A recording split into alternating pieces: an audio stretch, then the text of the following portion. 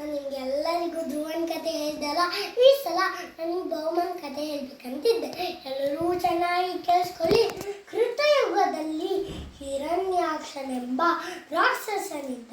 ಅವನು ಬ್ರಹ್ಮದೇವನನ್ನ ಘೋರ ತಪಸ್ಸು ಮಾಡಿ ಬ್ರಹ್ಮದೇವನನ್ನ ವಹಿಸಿಕೊಂಡ. ನನಗೆ ಏನು ಬರಬೇಕು ಕೇಳಿದಾಗ, ನನಗೆ ಸಾವೇ ಬರಬಾರದು ಕೇಳಿದಾಗ, ಹುಟ್ಟು ಸಾವು ಜಗತ್ತಿನ ನಿಯಮ ಆದರೆ ನನಗೆ ಕೊಡೋಕ್ಕಾಗಲ್ಲ ಹೇಳಿದಾಗ, ನನಗೆ ಹಣ್ಣಿಂದ ಸಾವು ಬಂದರೆ ಅಡ್ಡಿಲ್ಲ ಅಂತ ಹಿರಣ್ಯಾಕ್ಷ ವರ ಕೇಳಿದಾಗ, ಅದಕ್ಕೆ ಬ್ರಹ್ಮದೇವರು ವರ ಕೊಟ್ಟು ಹೋಗ್ತಾರಂತೆ. ದಿನ ಹಿರಣ್ಯಾಕ್ಷ 100 ಹಣ್ಣುಗಳನ್ನು ತಿಂತಿದ್ದಂತೆ. ತಿನ್ನುವ ಆಹಾರದಿಂದ ನನಗೆ ಮರಣ ಬರುವುದಿಲ್ಲ ಅಂತ. ಒಂದು ದಿನ ಶ್ರೀಹರಿಯ ಪತ್ನಿ ಭೂದೇವಿ ಅಲ್ಲವೇ, ಭೂದೇವಿಯನ್ನ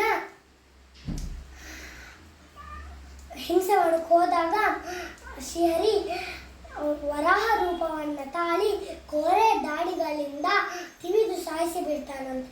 ಅದಕ್ಕೆ ಭೂದೇವಿಗೆ ಖುಷಿಯಾಗಿ ಶ್ರೀಹರಿಯ ಉಪಚಾರ ಮಾಡ್ತಾರಂತೆ. ಅದಕ್ಕೆ ಫಲವಾಗಿ ಅವರಿಗೊಂದು ಮಗು ಹುಟ್ಟದಂತೆ.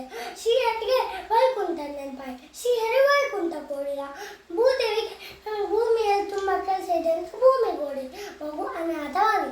ಒಂದು ದಿವಸ ವಸಿಷ್ಠರು ನಡ್ಕೊಂಡು ಹೋಗ್ತಿರುವಾಗ ಮಗು ಸದ್ದು ಕೇಳ್ತಂತ ಹೇಳುದು. ಆ ಮಗು ಸದ್ದು ಕೇಳ್ತಾ ಹೋಗುವಾಗ ಅವರಿಗೆ ಮಗು ಸಿಗ್ತದಂತೆ.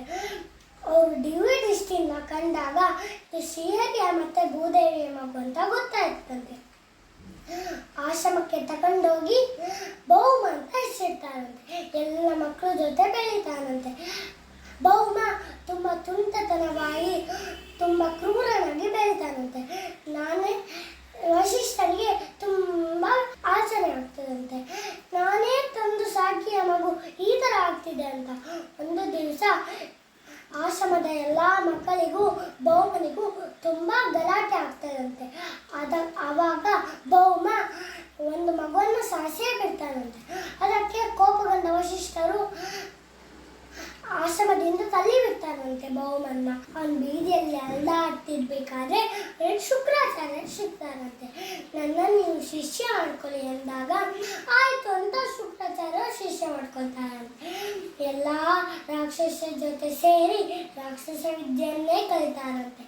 ಮತ್ತೆ ಅವನು ಹುಟ್ಟಿಸಿದ ತಂದೆ ತಾಯಿಯೇ ಬಂದು ಅವನನ್ನು ವಧಿಸಿ ಲೋಕ ಕಲ್ಯಾಣ ಮಾಡ್ತಾರಂತೆ. ನಮಸ್ಕಾರ.